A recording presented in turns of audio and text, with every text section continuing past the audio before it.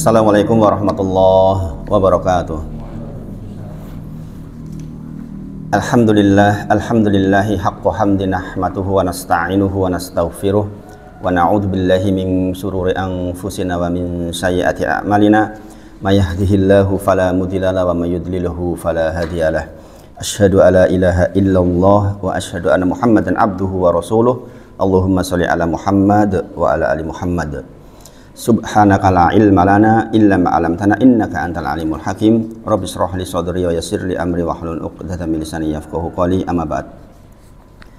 Tentu yang pertama kita bersyukur dengan syukur yang banyak kepada Allah atas seluruh nikmat yang Allah titipkan kepada kita, dengan mendefinisikan syukur sesuai dengan apa yang disampaikan oleh Rasulullah SAW dan apa yang disampaikan oleh para salafun saleh, dan kita mudah-mudahan betul-betul bisa mengimplementasikan bentuk syukur itu sesuai dengan aturan-aturan yang ditetapkan. Di antaranya adalah syukur memperlihatkan bekas nikmat Allah atas kita. Bekas nikmat Allah maksudnya, namanya bekas berarti kan ada jejaknya.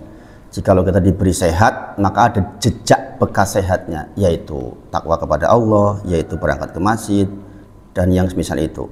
Bekas dari nikmat sehatnya mata, kita merekod dalam satu hari apa yang sudah kita lihat. Ingat, setiap yang dilihat, setiap yang didengar terlintas di dalam hati. Berarti akan selalu ada bekas dari seluruh yang kita sebutkan. Maka dikatakan Allahumma afini fi badani. Dulu kita belajar dzikir pagi, dzikir petang. Allahumma afini fi sam'i, Allahumma afini fi basori. Masih ingat gitu loh nggih? Kenapa kita minta secara khusus afiah atas badan kita? Karena memang itulah diantara nikmat dari Allah yang bisa kita gunakan untuk berbekal bertakwa kepadanya. Tetapi secara khusus disebutkan sam'i wa basori.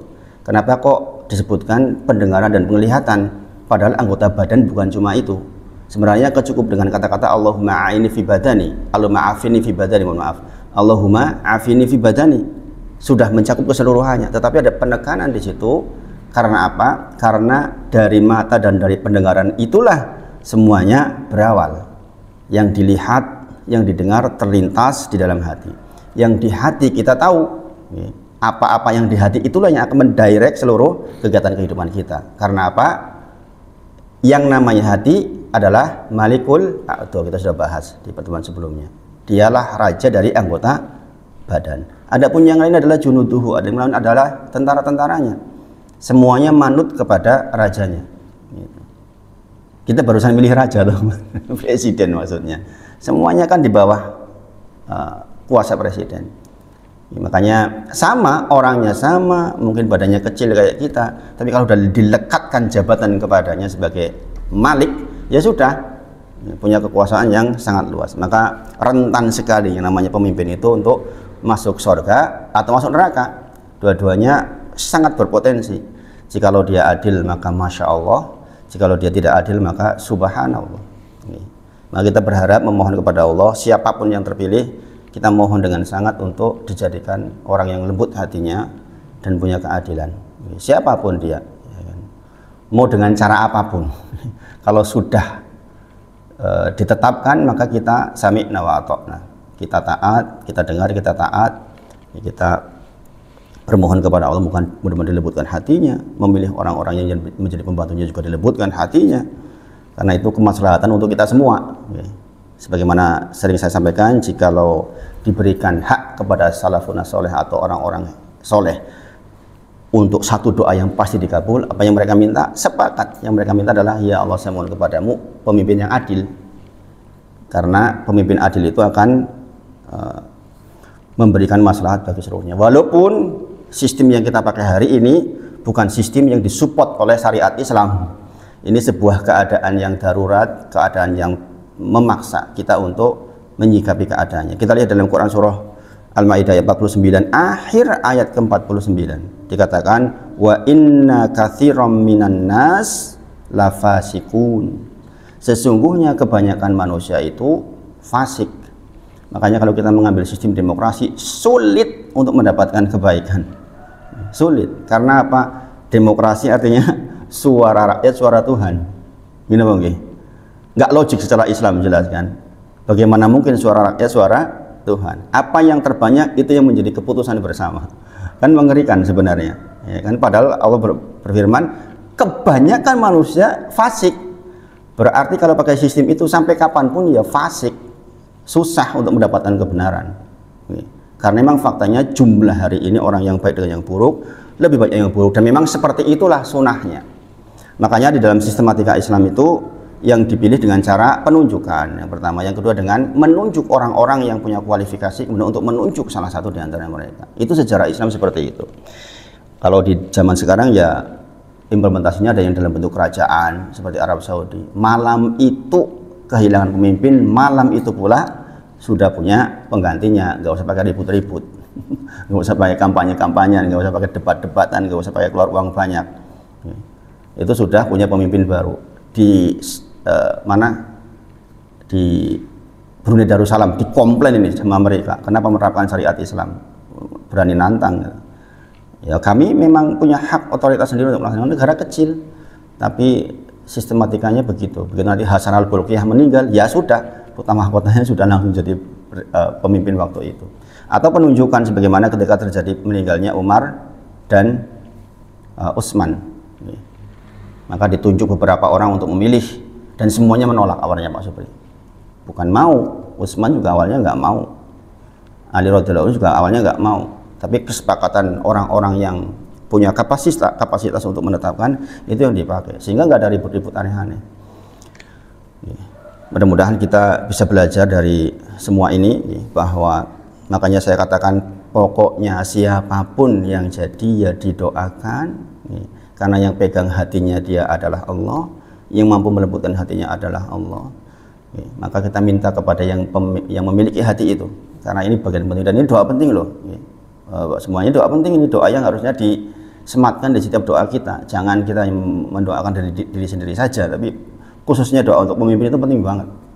Penting banget, doa untuk pemimpin itu penting banget, sempatkan. Jangan karena beda pilihan kemudian timbul kebencian, setelah itu kemudian tidak mau mendoakan, malah berusaha untuk mencelakainya. Jangan, bukan seperti itu Islam mengajarkan kepada kita. Makanya Islam dikatakan sebagai muslim artinya berserah diri. Berserah diri artinya siap diatur. Namanya siap diatur karena mampu mengalahkan hawa nafsunya.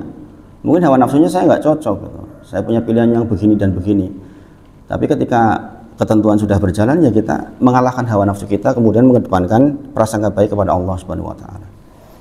Jadi persoalan coblos-mencoblos kemarin itu bukan persoalan menang kalah sama sekali. Buat kami orang-orang yang sudah belajar itu sama sekali nggak ada hubungan dengan menang dan kalah, tapi hubungannya dengan kita berusaha untuk menempatkan diri kita setakwa mungkin dalam situasi itu. Wallahu alam, persoalan ketetapan yang ditentukan oleh Allah itu sudah urusan Allah, bukan urusan kita.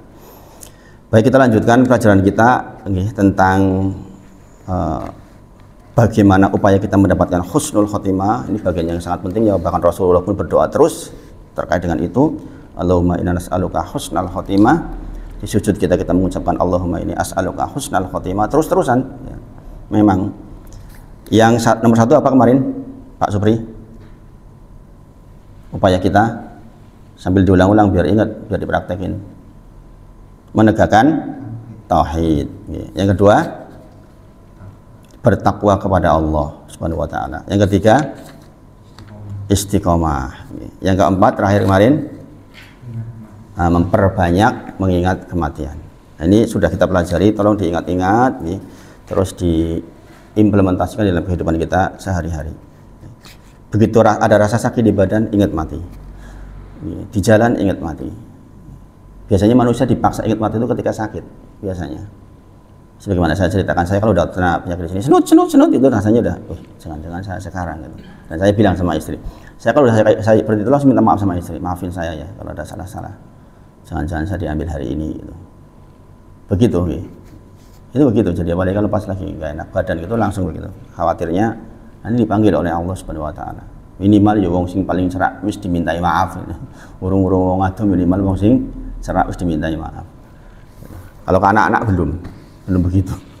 Anak-anak nggak mudeng Mas dimintai maaf ki bapake karepe opo. Itu.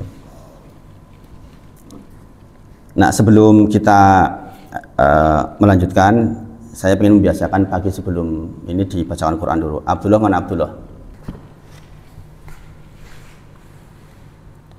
A'udzu billahi minasy syaithanir rajim. Bismillahirrahmanirrahim. Yas'alunaka 'anil anfali qulil anfalu lillahi war rasul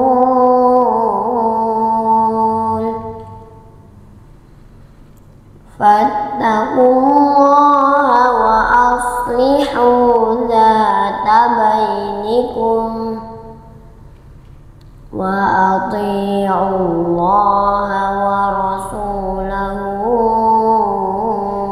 in kuntum mu'minin. Innamal mu'minuna alladzina idza dzukirallahu wajilat qulubuhum wa idza tuliyat 'alaihim ayatuhu zadatuhum imanan wa 'ala rabbihim yatawakkalun. Alladzina yuqimuna as-salata wa mimma razaqnahum yunfiqun.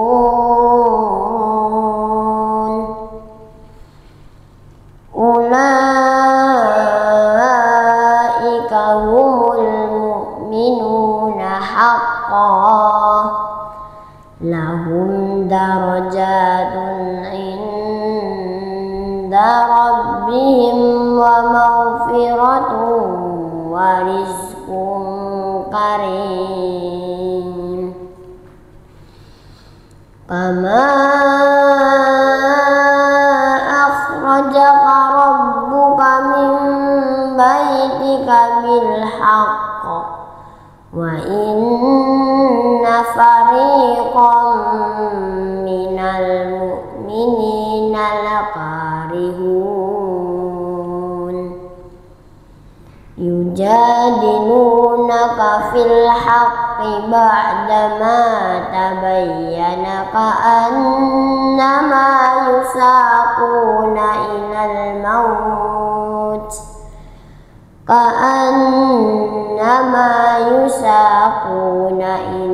maut wa hum yanzurun. Shadaqallahul azim. Kita harus banyak berinteraksi dengan Al-Quran, maka diperhatikan betul waktu-waktu kita, jangan sampai tidak berinteraksi dengan Al-Quran kemudian dimaknai, ditadaburi. Kita sudah bahas kemarin di Miftahul tentang ciri kesolehan di dalam Quran surah Ali Imran 113 114 yang diantaranya adalah dikatakan yajluna ayatillahi ana alaili, adalah orang-orang yang bagus di dalam baca Al-Quran dan membaca Al-Quran di sebagian malam.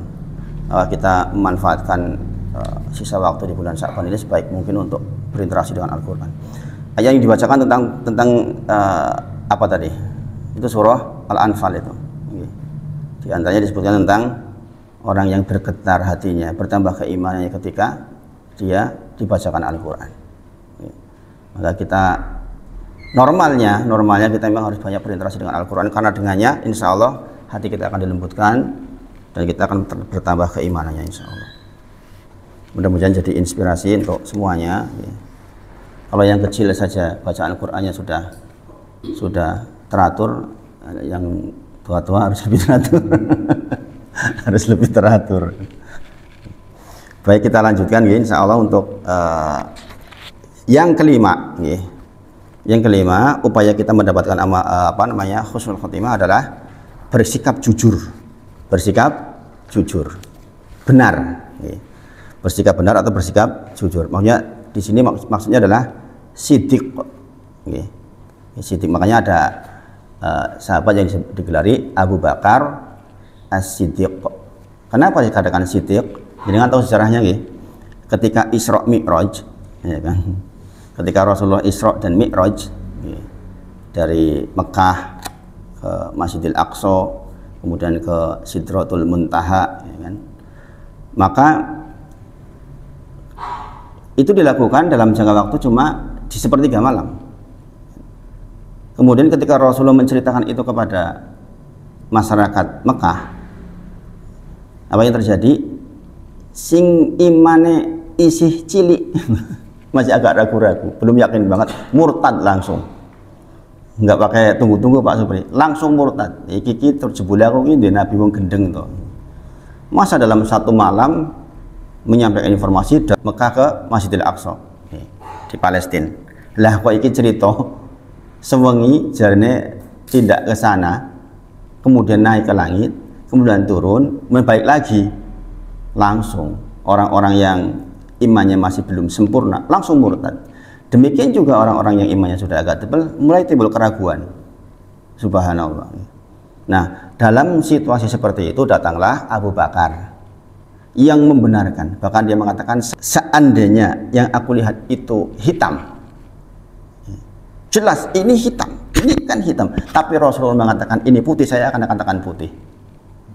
Saking membenarkannya Rasulullah, jadi mengalahkan keyakinan dirinya sendiri dibandingkan dengan apa yang disampaikan Rasulullah SAW. Maka terjadinya Isra dan Mi'raj, saya membenarkan sepenuhnya.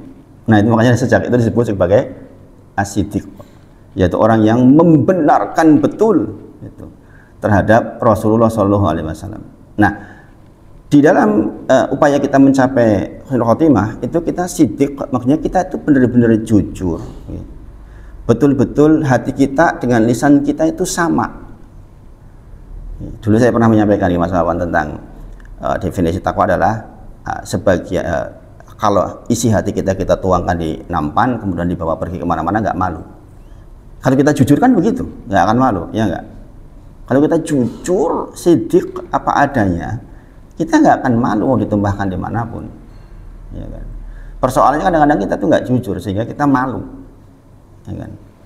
Maka yang namanya kejujuran itu menjadi salah satu syarat kita mendapatkan husnul khotimah. Ini rentetannya tuh luar biasa panjang loh ini.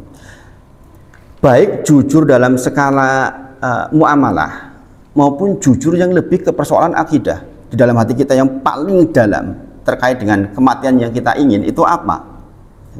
Seseorang yang minta mati syahid secara jujur dikasih loh. Ini kita sudah bahas kan, seseorang yang betul-betul jujur ingin mati syahid maka dikasih syahid oleh Allah walaupun di atas tempat tidurnya. Maka kita harus jujur betul di dalam hati kita. Nah, secara umum di dalam muamalah jujur itu berarti berkata benar, yaitu selarasnya antara hati dan lisan. Ketidakjujuran, kelicikan, keculasan akan mengantarkan kepada berbagai macam kejahatan. Ini sesuai dengan hadis Nabi Muhammad SAW. Ini saya mencuplik kalimatnya Abdullah bin Lastiar. Beliau sering mengucapkan ini, ketidakjujuran, kelicikan, keculasan akan mengantarkan pada berbagai macam kejahatan. Dan itu sesuai dengan hadis sebenarnya itu mengambil dari salah satu hadis Nabi Muhammad SAW. Quran surah At-Taubah ayat ke-119. Ya ayyuhalladzina amanu taqullaha wa kunu ma'as-shadiqin. Memang Allah perintahkan kepada kita, hai orang-orang yang beriman, bertakwalah kepada Allah dan hendaklah engkau bersama dengan orang-orang yang siddiq, bersama dengan orang-orang yang jujur, bersama dengan orang-orang yang benar. Itu yang perintah Allah Subhanahu wa taala. Perintah Allah Subhanahu wa taala. Makanya kita itu harus mulai untuk bisa melihat mana sih orang yang benar-benar jujur di dalam kehidupannya, mana orang yang hanya dilapisi di bagian luarnya saja. Saya termasuk yang tidak cukup baik dalam hal itu, Mas Denny. Makanya saya dalam bisnis sering banget ketipu. Karena saya tuh terlalu berprasangka baik. Susah untuk memprasangkai jelek dari dulu. Sampai bapak saya almarhum rahimahullah taala, semoga Allah merahmati beliau, mengatakan, alah nek antok, saya panggilnya antok di kampung, nek antok wis di apike wong sithik we mesti kek nek kabeh. Gitu bahasanya itu. Dan itu terbukti memang, ini terbukti. Bayangkan piutang saya di luar itu di atas 500 loh. Kalau dinilai uang 500 juta. Yurat diurus dengan sekarang. Saking saya itu sangat berprasangka baik sama orang. Urusan tanah dulu saya serahkan ke orang, kasih uang 135 juta, yo nggak balik. Yo tetap saya nggak bisa benci sama orangnya itu sampai hari ini. Gitu. Saya mempunyai udur misalnya, enggak, sebenarnya dia nggak jahat, kebetulan aja dia punya kebutuhan. Ngurus IMB, dikasih uang 16, 20, nggak pernah jadi. Tahu-tahu jadi pagar rumah baru rumahnya. Ya saya tetap berprasangka positif sampai hari ini. Sampai hari ini. Nah, tetapi itu dari satu sisi mungkin baik. Tapi satu sisi dalam dunia usaha itu buruk sekali. Tetapi secara asal kita memang minta kepada Allah untuk bersama dengan orang-orang yang sidik. Adalah keberuntungan orang-orang yang punya teman kok orang yang jujur, orang yang tidak berdusta. Orang berarti bukan orang yang munafik, ya kan? Karena di antara ciri kemunafikan 3, salah satunya adalah jikalau dia berkata dia berdusta. Bayangkan kalau jenengan bisa hidup dengan orang-orang yang seperti itu, betapa indahnya hidup ini. Jenengan nggak akan ada timbul kerugian gitu, atau hal yang kok iso yo koyo ngono yo, nggak usah kayak gitu kan. Nggak perlu bilang seperti itu kalau teman-temannya ada orang-orang yang sidik. Allah sendiri perintahkan, hai orang-orang yang beriman, ya ayyuhalladzina amanu taqullaha wa kunu ma'as-shadiqin. Memang adalah perintah dari Allah untuk membersamai orang-orang yang sidik.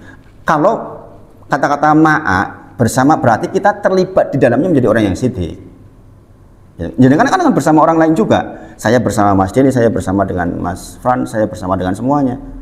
Berarti kan saling bersama orang-orang yang sidik. Berarti kita sendiri berperan menjadi orang yang sidik. Wah, ini penting banget ini. Dan ini akan mengantarkan kepada husnul khotimah loh Pak. Nggak main-main ini. Ini perjuangan luar biasa. Kemudian Quran surah Muhammad ayat 21. Falau sadaqullah, maka lakana khairon lahum. Tetapi jikalau mereka berlaku jujur, sesungguhnya itu lebih baik dari dia. Itu lebih baik. Sesungguhnya itu lebih baik. Ini jelas ya. Allah sebutkan. Allah Subhanahu wa taala sebutkan. Andai saja kita itu mau berbuat jujur, walaupun mungkin terkesan apa? Orang sering bilang pahit, ya enggak? Tapi dikatakan apa? Khairun lahum. Itu tuh lebih baik bagi mereka. Ini Allah yang berfirman. Jadi pilihan kita cuma jujur. Ini yang zaman sekarang beratnya luar biasa. Karena alasan kepentingan sehingga kita tidak jujur. Didorong oleh kepentingan dunia, didorong oleh kepentingan yang mungkin kita kebutuhan pragmatis mendesak. Sehingga kadang-kadang kita tidak jujur. Seorang pedagang bahkan disebutkan secara khusus dalam banyak hadis terkait kejujuran. Seorang pedagang. Karena apa? Demi laris barang yang kadang-kadang dia overclaim. Ya enggak? Dulu saya di MLM sepertinya seperti itu deh kayaknya. Agak-agak sedikit overclaim. Ayo bayangin aja, vitamin, salah satu vitaminnya dimasukin obat merah, kemudian dikasih. Itu kan yuk nggak jujur itu. Itu kan zat yang beda. Saya kadang-kadang waktu sebenarnya ketawa mau sang orang teknik kimia. Iki kepiye iki. Orang kudu nganggo vitamin ini kan uliane wae iso. Ya kan? Seolah-olah itu membersihkan tubuh, diminum setelah itu, subhanallah. Itu kejahatan luar biasa. Jadi banyak overclaim. Atau dia mengatakan begini, contohnya mengatakan begini. Di tempat saya barangnya paling murah. Dijamin, silakan cek toko lain. Cek toko lain banyak banget yang lebih murah. Subhanallah. Ini kalimat-kalimat seperti ini kalimat yang tidak jujur ini dalam muamalah. Makanya terkait dengan muamalah, Rasulullah sebutkan di dalam banyak hadis keberuntungan bagi orang-orang yang jujur. Dua orang berdagang, sepanjang masih belum beranjak, maka dia masih punya hak untuk membatalkan. Ya enggak? Asal mereka jujur dengan keadaannya, maka Allah memberkahi perdagangannya. Jadi Kadang-kadang orang udah mau transaksi ternyata, jebule iki ini harus jujur. Ya, harus jujur. Ya. Maka kita minta kepada Allah menjadi orang-orang yang jujur. Kemudian sesaat setelah kita berusaha jujur, itu Allah terlibat langsung mencatat diri kita menjadi orang yang jujur. Ini penting banget ini. Banyak panjenengan dicatat oleh Zat yang menciptakan panjenengan. Dalam catatan kebaikan yaitu catatan kejujuran. Kata Rasulullah, "Alaikum bisidqi." Lazimilah, biasakanlah dengan bisidqi, dengan kejujuran. Memang kita tuh harus menghiasi diri kita dengan kejujuran. Rasulullah menyebutkan, "Alaikum bisidqi."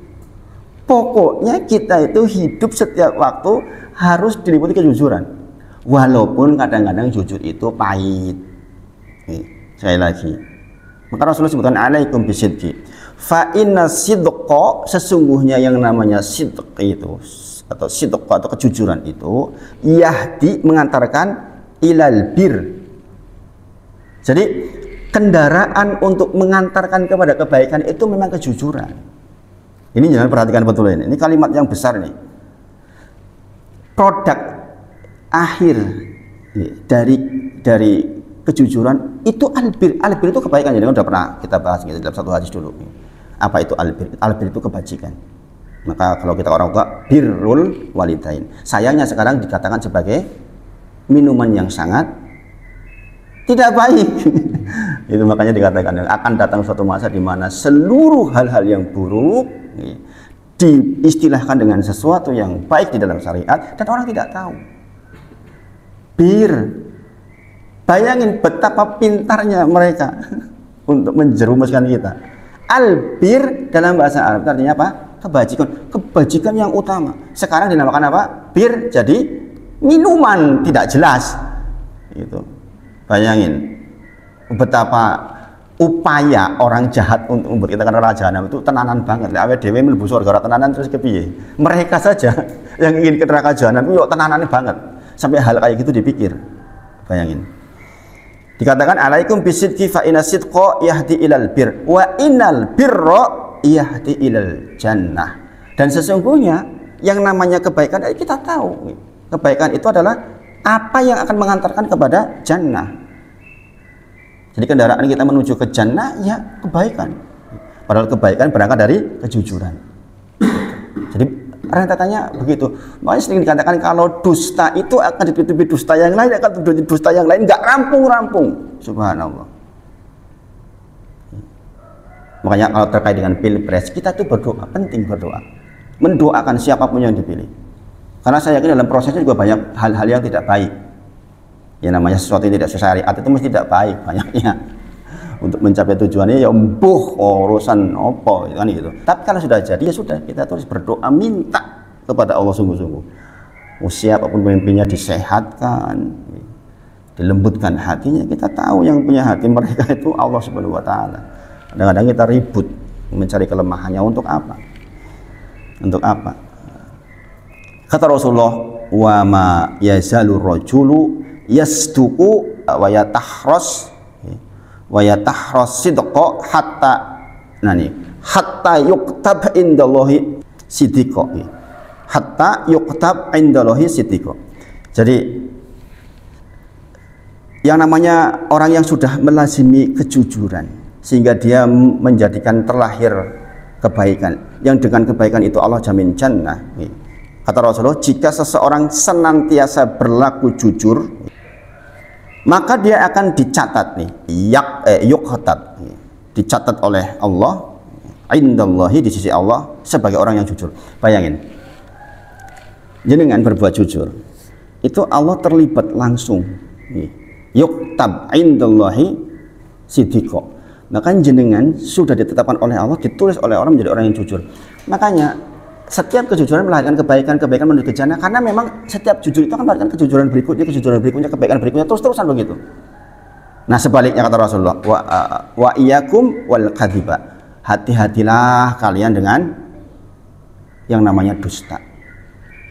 Ini Rasulullah peringatkan ini, hati-hati, pokoknya dusta itu bahayanya luar biasa. Fa innal kadhiba yahdi ilal fujur, sesungguhnya yang namanya dusta itu yahdi, mengantarkan ila, kepada fujur, keburukan. Jadi keburukan yang timbul itu memang berangkat dari ketidakjujuran. Ya iya. Gini Bang. Yang namanya sudah berangkat dari hati yang nggak jujur, ya sudah, pasti fujur hasilnya. Mesti perbuatannya juga elek-elek. Gimana yang di hati dengan yang di luar nggak sama kok. Subhanallah. Makanya yang dikatakan orang fidarkil asfal itu, orang yang di neraka jahanam di keraknya itu justru orang munafik. Orang yang ketoknya bener jebuleng ngapus gitu loh. Nek kafir sisan cetok, kafir sisan. Kemudian katakan wa inal fujuro yahdi ilan nar. Dan ketahuilah yang namanya fujur itu adalah pengantar menuju neraka jahanam. Makanya hubungannya jelas toh. Hubungannya jelas antara kenapa kita disuruh jujur terkait dengan husnul khotimah. Iya jelas banget. Karena yang namanya kejujuran mengantarkan kepada kebaikan, kebaikan mengantarkan menuju jannah itu ya husnul khotimah. Sebaliknya kalau kita kadzab, ya, kita tidak jujur, kita dusta, maka akan menjadi fujur, perbuatan buruk. Setiap yang fujur mengantarkan kepada neraka jahanam. Nah, sebaliknya berarti. Logik kan? Ya, Rasulullah kalau menyebutkan itu luar biasa. Kemudian, jikalau engkau terus-terusan dalam keadaan kadzab, wa may yajlu rajulu yuqzibu. Dia dalam kondisi terus-terusan dia berbuat dusta, maka hatta yuktaba indallahi kadzdzaba, maka akan ditulis bagi dia oleh Allah sebagai orang yang pendusta. Subhanallah, mengerikan sekali itu. Maka ini perjuangan, ini barang mahal di zaman sekarang ya, dengan perlu tahu yang namanya jujur itu. Banyak orang yang pinter sekolahnya tapi untuk jujur itu susah itu. Demi Allah, jujur itu nggak mudah Pak Supri. Tapi kalau sekali lagi kalau dikaitkan dengan apa yang terjadi di masyarakat, kita menjadi orang yang jujur betul-betul nggak mudah, nggak mudah. Walaupun tentu saja ada nih, orang yang berkata tidak benar yang dibolehkan dalam beberapa sisi, diantaranya membahagiakan istri, itu diantaranya yang dibolehkan untuk menghindarkan pertengkaran sementara. Gitu. Tapi secara asal ketidakjujuran itu berbuah fujur. Kemudian hadis dari Al Hasan bin Ali yang kita bahas terakhir, yaitu hadis nomor 11 di dalam hadis Arba'in. Dikatakan apa? Dak mayaribuka ilama layaribuk. Tinggalkan yang meragukan, ambil yang tidak meragukan. Karena yang namanya hati yang jujur itu pasti akan memilih yang yakin, yang nggak ragu-ragu. Kalau yang ragu-ragu tinggalin. Yang ragu-ragu tinggalin. Memang begitu hati yang jujur. Jangan maksain yang ragu-ragu. Ragu-ragu dipaksain. Dalam ibadah makhluk saja kalau udah ragu-ragu tuh repot.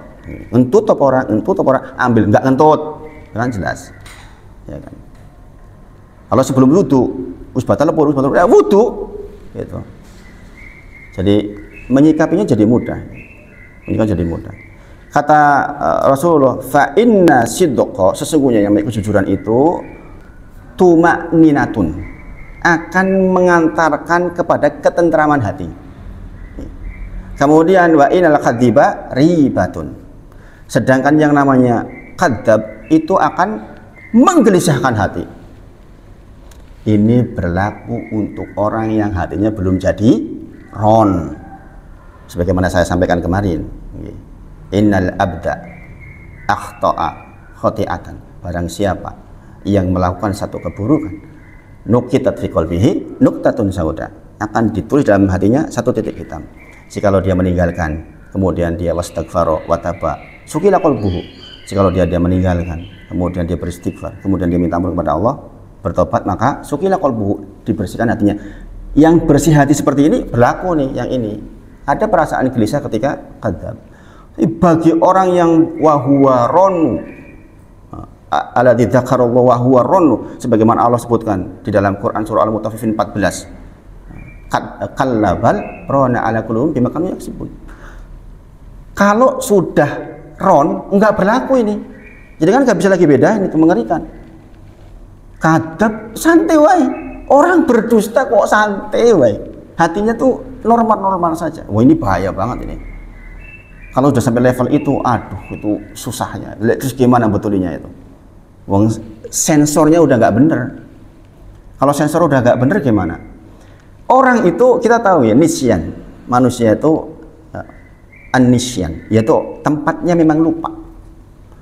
Orang sesoleh apapun kadang-kadang ya keliru, kadang-kadang berbuat zolim. Makanya kita berdoa Allahumma inni dzalamtu nafsi dzulman katsiran, sebagaimana doanya Abu Bakar As-Siddiq yang sudah kita pelajari. Nah, fungsi dari kondisi orang yang tidak sering kadzab, hatinya baik, itu ada perasaan di situ. Ketika kita berbuat buruk sama anak kita, itu tetap kalau masih baik itu nyesel hatinya, nyesel, kemudian nelongso, segera ingin memperbaiki. Nah, setan nyebul-nyebuli ora apa-apa, rasa minta maaf, gitu. Sesungguhnya harusnya apa? Ya udah minta maaf, segera minta maaf kepada yang bersangkutan, minta maaf kepada Allah. Ya Allah, kok saya keluar kayak gitu. Kadang-kadang seperti itu. Kita jangan pernah berpikir bahwa kita ideal akan baik terus, nggak bisa. Ini manusia. Tapi ketika terjadi seperti itu, ada sensor dalam hati tidak nyaman. Makanya dikatakan di sini wa inal kadiba ribatun. Secara asal Allah sudah tetapkan pada hati yang bersih itu, kalau dia dusta itu ribatun, dia akan nggak tentrem, dia gelisah itu. Nah, ini kalau panjenengan masih punya perasaan itu, bersyukur. Tapi panjenengan wis munasluh karo bojone, panjenengan nganti bentak ora merasakan gelisah. Ini masalah besar. Berarti kita punya kebiasaan tidak jujur. Jadi sekali lagi, di dalam persoalan muamalah bahkan Rasulullah menyebutkan di dalam banyak sekali hadisnya terkait dengan pesan untuk berbuat jujur. Ini nggak main-main ini. Sekali lagi, ini pelajaran pagi ini pelajaran yang berat, saya katakan. Berat banget. Nggak tahu kalau Mas Nono yang di kantor, apakah kejujuran masih sesuatu yang sangat dipegang untuk laporan-laporan? Setahu saya yang adik-adik saya guru, aduh nek gawe laporan bos ki ya wis ora ono sing jujur. Menghabiskan dana yang sudah diberikan, kalau nggak dihabiskan nanti tahun depan turunnya lebih sedikit, pokoknya gawe program sing penting rampung, entek tulisannya dikerjakan, padahal pekerjaan seminggu tulisannya seminggu padahal murung dino. Seminar di mana, hotel mana, biasa sekian 7 hari, laksanaan cuma 2 hari, mung dolan tok. Dalam rangka menghabiskan anggaran. Sebab ini orang teh jaga ora iso nganggo anggaran tahun ngarep potong. Jadi tidak jujur. Makanya saya katakan subhanallah, jujur itu mahalnya. Zaman sekarang itu mahalnya. Mahal sekali namanya jujur itu. Mahal sekali. Ini kan lihat toko-toko online semuanya klaim yang paling murah. Yang paling murah kah itu? Enggak lah, kata siapa paling murah. Yang paling bagus kah itu? Enggak juga. Makanya bagi kita yang sudah belajar seperti ini, jangan sampai enggak jujur. CCTV saya yang paling canggih bisa melihat kanan kiri. Jangan begitu, Mas. Pokoknya ya diterangkan apa adanya. Ya kan? Subhanallah. Memang mahal, memang. Jujur kepada istri kita, jujur kepada anak kita gitu. Orang yang jujur HP-nya didelok sapa wae ora apa-apa. Ya kan? Contoh lah itu. Sekarang sekarang mungkin HP lah. Nggak usah hati, Mas Wawan. Nggak usah hati lah. HP kita diobrol-obrol sama orang, kita rela itu, insya Allah kita jujur itu. Ya. Akun bank disimpan. Tapi yang lain-lain, apa yang kita tonton, apa kan historinya bisa dilihat. Kayak Mas Nono mesti tahu caranya itu, bagaimana untuk melihat. Kecuali sudah dari riset pabrik ya. Kalau sudah dari riset pabrik masih bisa nggak, Mas? Dilihat rekodnya, rekod HP. Masih bisa toh, itu ada cookiesnya, ada macam-macam lah. Gitu. Nah, ini jujur itu memang luar biasa. Kata Rasulullah, inna tujjaro yub'asuna yaumil qiyamah, sesungguhnya para pedagang itu nanti akan dibangkitkan pada hari kiamat sebagai orang yang fajir, sebagai orang yang jahat. Sebagian besar pedagang akan dibangkitkan di hari kiamat sebagai orang yang jahat, subhanallah. Ini makanya peringatan buat kita, sedikit yang lolos di dalam dunia perdagangan, kecuali pedagang yang bertakwa kepada Allah, berbuat baik dan berlaku jujur, sidqo. Subhanallah, mengerikan. Tanda kemunafikan kita tahu juga terlibat langsung dengan masalah kejujuran. Kata Rasulullah, ayatul munafik salah satu. Tanda kemunafikan itu 3. Ini hadis semisal itu banyak banget loh. Ini salah satunya. Hadis semisal ini itu banyak banget. Jangan berpikir cuma satu tentang ayatul munafik. Ada beberapa. Ini yang paling populer. Ayatul munafik, tanda-tanda kemunafikan diantaranya adalah idza haddasa kadzdzaba. Jikalau dia bicara dia berdusta. Ini terlihat langsung. Wa idza wa'ada maka akhlafa, dia janji maka dia ingkar. Wa idza tumina khana, jikalau dia diberi amanah maka dia khianat. Tadi yang pertama apa? Idza hadasa kadzdzaba, jikalau dia berkata dia berdusta. Nah, mengerikan ya. Itu tanda munafik. Munafik fi darkil asfal. Munafik itu di bagian paling bawah dari neraka jahanam. Sudah menjadi keraknya neraka jahanam. Maka ini mahal ini. Pelajaran pagi ini pelajaran yang sangat mahal yang harus kita betul-betul perhatikan. Di dalam kitab ini disebutkan sama dia mengambil Quran surah At-Taubah ayat 119 tentang hai orang-orang yang beriman, bertakwalah kepada Allah dan hendaklah kamu bersama orang-orang yang benar. Bersama orang-orang yang benar berarti kita terlibat di dalam kejujuran, yang kita sendiri berarti menjadi orang yang benar. Beliau dikatakan, beliau mengatakan, demi Allah kedudukan ini, kedudukan menjadi orang yang benar itu, sidqi ini tidaklah tercapai kecuali oleh siapa yang dikehendaki oleh Allah, baik agama dan dunianya. Atau jika tidak, maka untuk siapa yang diketahui oleh Allah bahwa ia akan mati dalam keadaan iman dan jujur. Seperti peserta perang Badar. Peserta perang Badar itu Allah tuh udah tahu persis hatinya kayak mana, jujurnya. Sampai dikatakan kamu berbuat apa saja silahkan setelah perang Badar. Arab ngomong-ngomong, saya sudah tahu engkau akan mati dalam kebenaran. Terbukti seluruh peserta Badar itu mati di dalam ketauhidan, nggak ada yang berdusta. Orang-orang yang benar-benar dirahmati oleh Allah Subhanahu wa taala. Maka kita bahasanya di sini siapa yang dikehendaki oleh Allah, maka kita usahanya adalah memantaskan diri untuk menjadi orang yang dikehendaki oleh Allah untuk mendapatkan hati yang jujur. Itu loh maksudnya itu. Berarti kan ada upaya dari kita, ya kan? Ada upaya dari kita. Kita tahu kita tuh lemah banget, bapak-bapak semuanya. Kita tuh lemah banget. Kalau bukan karena dibimbing oleh Allah, kita tuh susah untuk jujur. Jujur-jujurnya gitu. Dalam semua keadaan loh. Jujur sejujur-jujurnya. Jangan perhatikan betul. Ini pelajaran pagi ini jangan ingat betul ini. Karena ini prakteknya berat banget ini. Prakteknya berat banget. Hal-hal kecil kita harus jujur. Hal kecil. Dan ini nggak mudah ini. Makanya dikatakan kecuali yang dikehendaki oleh Allah. Nah sekarang kita tugasnya bagaimana supaya kita menjadi orang yang cukup baik, cukup pantas dikehendaki oleh Allah untuk menjadi orang yang jujur. Hal ini seperti sabda Nabi Muhammad SAW di dalam perang Badar itu tadi. Allah telah tahu akhir hidup ahli Badar, maka berfirman, perbuatlah apa yang kalian kehendaki, aku telah mengampuni kalian. Tadi nek wong ahli Badar kuwi salah we jelas harus diampuni. Dan ini kejadiannya benar. Ketika salah satunya dianggap menjadi pengkhianat karena membelain saudaranya, bahwa ada surat, mengirim surat, gitu. Kemudian diberitahukan tentang apa yang hendak dilakukan. Nah ini kan berkhianat, ini ahli Badar ini padahal orangnya. Ketika hendak dipenggal, Rasulullah katakan, bukankah Allah berfirman ini? Bukankah Allah berfirman bahwa sesungguhnya aku telah tahu apa yang menjadi akhir ahli Badar. Makanya gak jadi dipenggal. Karena orang ini pasti akan berakhir baik. Jadi memang perang Badar itu perang yang khusus. Makanya jangan disama-samakan untuk keperluan sekarang perang Badar itu. Jadi nanti jatuh nilainya kayak dulu waktu Pilpres tahun berapa itu. Ya, ada yang bacakan masalah perang Badar itu. Jadi saya nggak setuju kayak gitu tuh. Jadi mendowngrade status Badar itu maksudnya itu. Jebul kalah. Ayo aku tuh. Nanti orang akan mengatakan, orang-orang yang nggak suka dengan Islam, ya itu udah menurunkan malaikat itu kalah. Ada nggak yang sekarang seperti itu? Kan ada. Makanya saya paling tidak setuju kalau orang mempromosikan sesuatu dengan seperti itu. Kita menyampaikan hukum-hukum asalnya saja, gitu.